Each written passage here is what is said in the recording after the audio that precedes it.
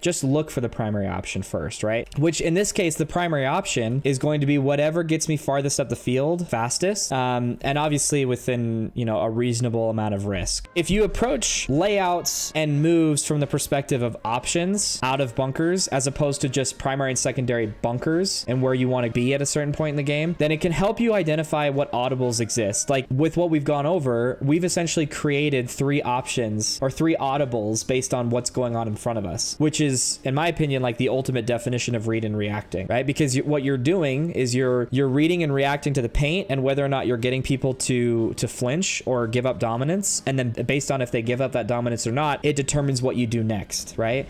But yeah, as far as today's concerned, what I wanted to talk about was this concept of optioning out of bunkers and having options to advance up the field to get to your secondaries and tertiaries, right?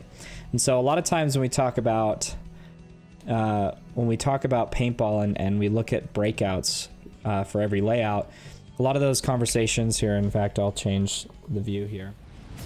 A lot of those conversations usually are structured like this, and I would say a lot in terms of, you know, I think D5 up until maybe D2, even some semi-pro teams structure paintball this way. I'm not talking bad about it, it's just a very common way to structure paintball. But a lot of times when we look at a layout, we say, okay, what we're gonna do is we're gonna go here, here, and here, here, and here, and we're gonna shoot these zones and yada, yada, yada, right? And then that's usually like, I'm just making something up, right? And that's usually the very first thing that people do when they try to create, you know, paintball strategies and layouts. From there, building upon that, you might even get like, okay, so what we're going to do is we're going to first get to the corner.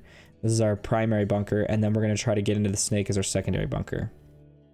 And I'm drawing these lines, right? Which kind of gives you a sense of the routes that we would take to get there, but it might not even be that detailed. It might be, okay, you're going to go here first, then you're going to go here. All right, this guy's going to go here. And then when you get there, he's going to go to the corner here, here, here. This guy's going to go here. And then this dude's going to follow you up in the corner, right? Whatever the case is, right? So we usually have, at the very most, in many cases, something like what are our primaries and where we're shooting, and what are our secondaries? And to build upon that even further, you might get to the point where you say, okay, we know we want to get into the snake, but it can't be our primary because it's a really risky run. We just die on the run a lot. So instead, we're going to go to the corner, and then what we're going to do is kind of set up like a two-man operation to help get this guy into the snake. So it might be like, okay, our front guy is going to risk his body out to the corner. Our secondary guy is going to come to this tower, and then he's going to shoot the guy heads up, and as soon as he's got him in, he's then going to get into his bunker, right? You kind of make these step-by-step processes. Now, again, that's all great, and that's in my experience at least the direction in which we approach paintball strategy and tactics when it comes to creating, you know, playbooks and stuff like that for tournaments. But something that Nick Harrop from our squad shared with me, and he may have heard it from someone else, I don't know, but what he shared with me was always try for the primary option to get out of your bunker first before you go for a secondary or like some kind of tertiary option. And I mean, I hadn't actually ever heard of that, and I thought that was really interesting once he explained to me what that meant.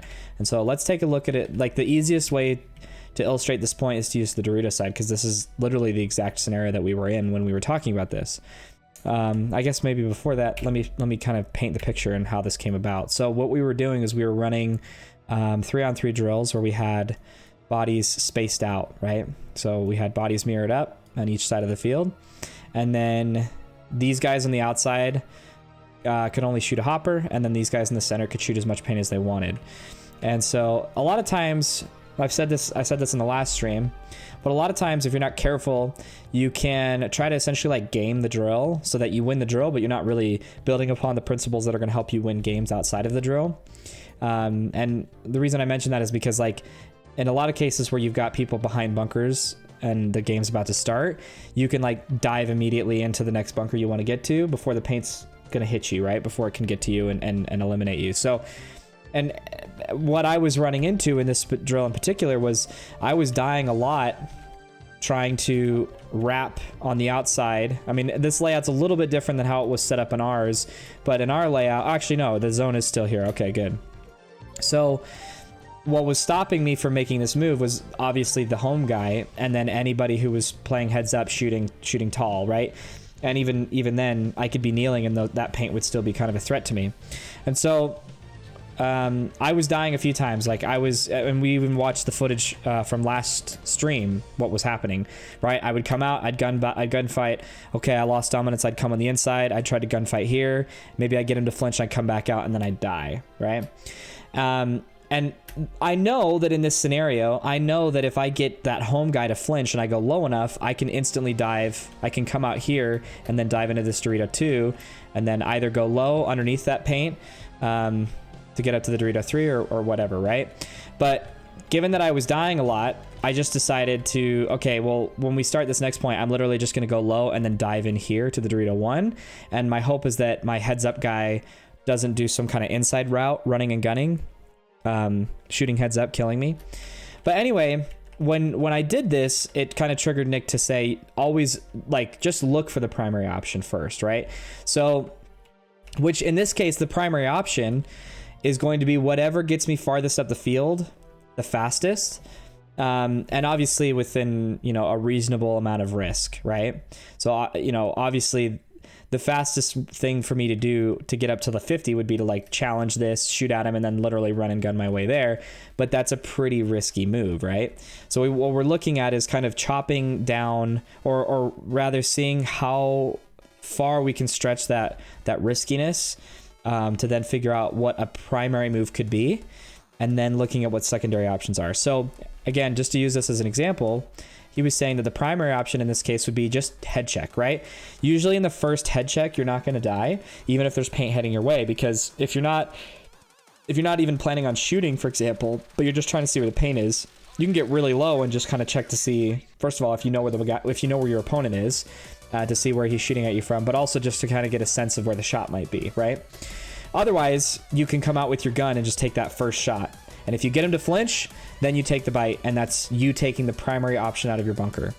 But if you come and challenge this, and you maybe get them to flinch, or maybe you don't, but you don't gain dominance for whatever reason, and it becomes too risky, then immediately take your secondary option, whatever that may be, right? So in this case, the secondary option would very likely be to instantly come in the center, or instantly come on the inside, and then dive down into this Dorito 1, okay?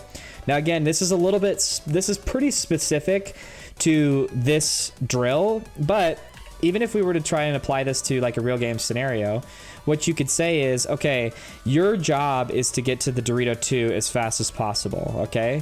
And what we're gonna do to do that is get you in the corner, and then from the corner here, okay?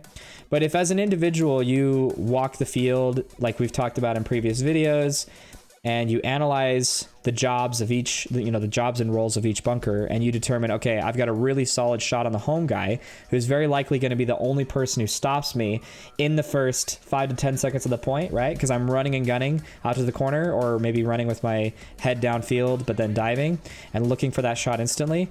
If I get into flinch, I take the bite to the Dorito 2. But if I don't get into flinch, then I instantly take this inside route. I don't wait for the paint, because the only way that somebody's going to kill you making that move is, again, if they're holding, if they get to the Dorito 1, they dive and they instantly start pumping this zone, then you have something to worry about. But and even if that's the case, you could probably get low enough to either go underneath that paint, or you could go behind the paint, right? Because it might be coming shallow, or it might be going a little too high above you, right?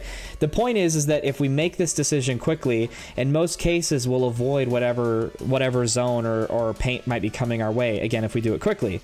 Now, if you get to this scenario where you say, okay, my primary option is getting shut down every point. Like every time they see me running to the corner, for example, they're always shooting paint here on this outside zone. So it's not really safe for me to take it standing up. Well, maybe then you say, okay, well, when I get here, I'm literally going to slide on my knees, and then I'm going to come low on my knees and then challenge this guy, like low, like very low. And then if you get into flinch, then do the same thing as before. But if you're playing against people who are just, you know, shooting every angle, because again, the difference between being tall and being low at this distance is going to make a difference.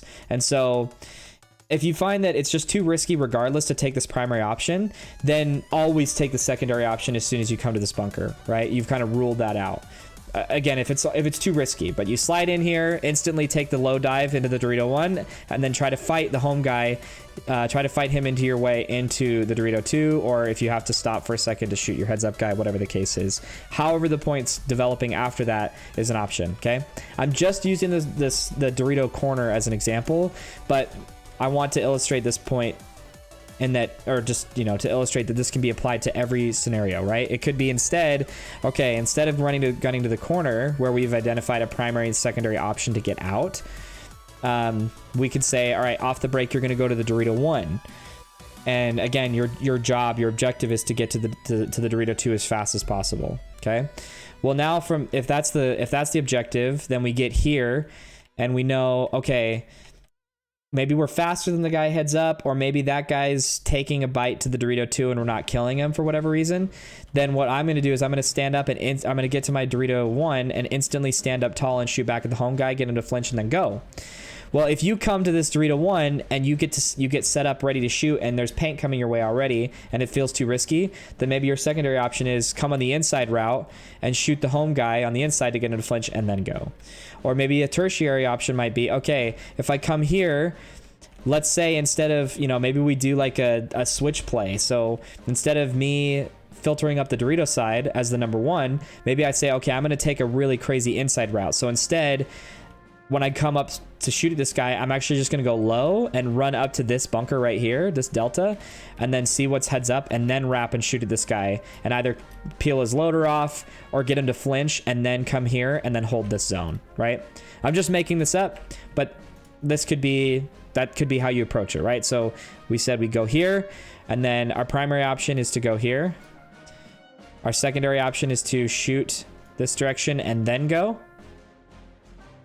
But then our third option would be to come on this inside route, but instead then come here and then here, right? So if you approach layouts and moves from the perspective of options out of bunkers, as opposed to just primary and secondary bunkers and where you want to be at a certain point in the game, then it can help you identify what audibles exist. Like, I've just created, again, I'm not saying that this would work exactly on this layout, but even still, with what we've gone over, we've essentially created 3 options or 3 audibles based on what's going on in front of us, which is, in my opinion, like the ultimate definition of read and reacting, right? Because what you're doing is you're reading and reacting to the paint and whether or not you're getting people to flinch or give up dominance, and then based on if they give up that dominance or not, it determines what you do next, right? And at least in my experience, this is what it feels like to play against pro players or really good semi-pro players even, is that the pressure is constantly on. They're constantly moving up the field, but it's a very intelligent, systematic way that feels very, I want to say, suffocating, right? Because if you guys remember me talking about my experience at the Sunshine State Major this year, one of the things that I mentioned was that, like, as soon as they get you to flinch, they're taking the bite. And in some cases, you might be the only person who could stop that move. And so then you have to then react to that by either moving up the field or telling your teammates to, like, play cautiously, because they might be in the 50 at that point or whatever. But the point is that it's just so quick. It is hard to stop this type of aggression that comes out from, like, all 5 players, right? Based on what it is that they're trying to do. So again, it might be that you leapfrog. Like, one of the things that we did just on this layout specifically that was kind of interesting was that we would have our number 1 come out here, our number 2 come here, and then our number 2 would be hard to see, but usually the paint would be flying kind of high for this guy back here. And as soon as the number one, or as soon as this guy gets set up in his position, as soon as he dives, he comes up over the top of the bunker, gets the home guy to flinch or kills him. And then this guy instantly takes the bite from the Dorito 1 all the way to the Dorito 2. Takes a huge bite because, again, this is in the first 5 to 10 seconds of the point. So usually what happens is, in this type of breakout, this guy goes here, this guy goes here, and then when this dude dives in, he might be getting shot from the home guy already or something like that, right? Like he might be getting pressure, so he doesn't immediately take a challenge. And this guy might be your only dude that's shooting you heads up, which just means you need to shoot back at that guy, right? But the point is that when you get this type of play set up, then what you can do, again, first 5 to 10 seconds of the point, is that as soon as you get here, then is when you wrap, contain that guy again, and then this dude goes underneath that and comes here. And so you've essentially leapfrogged in your responsibilities, but now you have really, really good positioning, right? I'm assuming that shot exists without any sort of concern for the Dorito guy. Yeah, so if you're here and wrapping, I mean, you can't really see except for a blind shot, but you have some inside shots. That's the right one, yeah? Yeah. You could stand up tall and probably do that job. Yeah. You could do that right here. Stand up tall on the Dorito 2, shoot back at the home guy over the wedge on the Dorito side pretty easily. So anyway, the point is that, again, when you approach bunkers in that perspective, it opens your eyes to what sort of options exist from an individual level. And if all 5 players are doing that based on what sort of bunkers are shooting back at them or what sort of players are shooting back at them, then it becomes instantly this 5-man, really high IQ, like paintball gameplay, right? And then from there, when you can practice the layout for that first weekend and find out what those things are, then is when you guys can come up with some really sophisticated and very, I want to say, like systemic or systematic game plans, where it's like, okay, step 1, we go here and here, and then we read and, like, our main goal is to get to the Dorito, but then we read and react to figure out what our next moves are. So if the number 1, I mean, again, you can't do this. You can't, I don't necessarily think you can do this for like all 5 players are reading, reacting, and blindly playing. But if you structure your game plans around the idea that you say to your coach, okay, well, when I get to the Delta, I know that I'm trying to get to the Dorito 2, and I'm going to do it in whatever way I can, but I know that the game plan is for me to get to the Dorito 2, but you just do it more intelligently. It's like, okay, coach understands that. And then the same thing is here. Like, okay, I'm going to come here. I'm going to come up over the top. If I surprise the home guy, then I'm instantly going to take this bite. But if I don't, then I'll just stay dedicated to like the snake side cross or something. Again, just making something up. But it could be that if you're here and you see your teammates looking on the inside right here, then you could put together, okay, the home guy's dominating the Dorito side, or the home guy's dominating this dude right here. So I got to tell them, hey, home's Dorito way, and then look to be the guy to move up the field to relieve that pressure, to then pick it up, and then say, hey, I've got the home, get to the Delta, and then boom. Right? Okay. Any questions? Any questions about that? Kind of ran through that relatively quickly, but I was hoping we would.